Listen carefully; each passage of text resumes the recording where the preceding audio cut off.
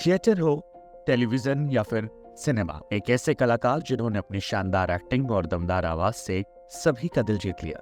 जिन्हें अपने जन्म की तारीख तो नहीं पता थी, तो उन्होंने खुद अपने जन्म की तारीख तय कर ली। यहाँ पर बात हो रही है ओम पुरी की, एक ऐसे अभिनेता जो जब भी पर्दे पर नजर आए सभी के दिलों पर छा गए। आज जन्मदिन स्पेशल के मौके पर हम आपको सुनाएंगे ओम पुरी की कहानी। ओम पुरी का जन्म अंबाला में हुआ था। उनके माता पिता रेलवे और इंडियन आर्मी में थे, लेकिन उनके पेरेंट्स के पास ना तो उनके जन्म का कोई सर्टिफिकेट था और ना ही उनके जन्म तिथि याद थी।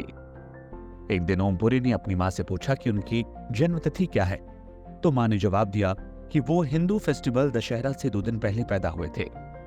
जब वो स्कूल जाने लगे तब उनके अंकल ने उनका बर्थडे 9 मार्च 1950 दर्ज करवाया। लेकिन जब ओम पुरी मुंबई पहुंचे तब देखा कि साल 1950 में दशहरा कब मनाया गया था और उसी हिसाब से खुद की बर्थ डेट 18 अक्टूबर ली थी और तभी से उनका जन्मदिन 18 अक्टूबर को मनाया जाने लगा। बताया जाता है कि ओम पुरी ने ऐसा बचपन जिया जिसमें कोई भी खुशियां नहीं थी।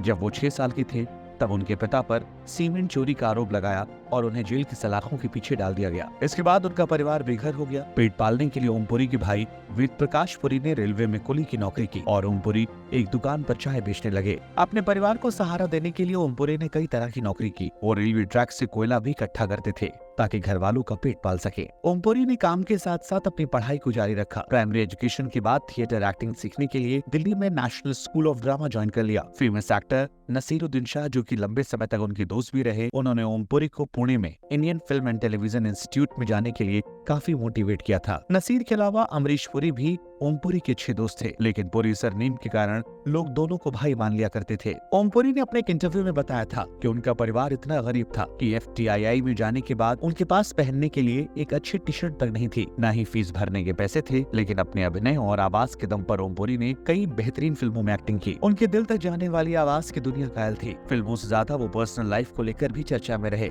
उन्होंने साल 1991 में डायरेक्टर और राइटर सीमा कपूर से शादी की, जो एक्टर अन्नू कपूर की बहन है। हालांकि ओम पुरी और सीमा की शादी केवल 8 महीने चली। इसके बाद 1993 में ओम पुरी ने जर्नलिस्ट नंदिता पुरी से ब्याह रचाया। इस कपल को एक बेटा हुआ जिसका नाम ईशान है। बात साल 2009 की है जब नंदिता ने अपने पति पर एक बायोग्राफी लिखी जिसका नाम है unlikely hero the story of Om Puri. इस बायोग्राफी ने तहलका मचा दिया था क्योंकि इस बायोग्राफी में ऐसे ऐसे खुलासे हुए थे जिसे पढ़कर और सुनकर लोग दंग रह गए थे। खुद ओम पुरी भी इससे काफी खफा हुए थे। दरअसल ओम पुरी ने बताया कि वो उस समय चंडीगढ़ में शूटिंग कर रहे थे जब उन्हें पता चला कि नंदिता ने उनके ऊपर एक बायोग्राफी लिखी है। ओम पुरी ने बताया कि बायोग्राफी में किए गए खुलासे से बहुत ज्यादा शॉक थे।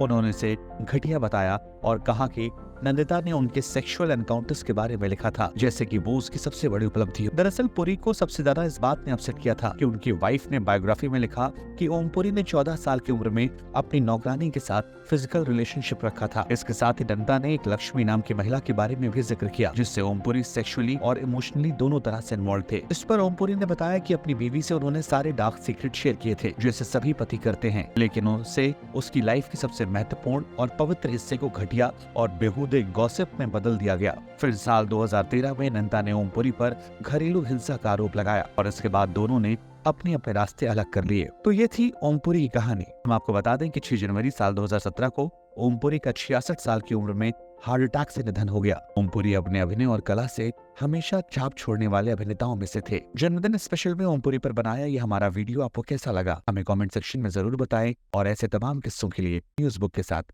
जुड़े रहें।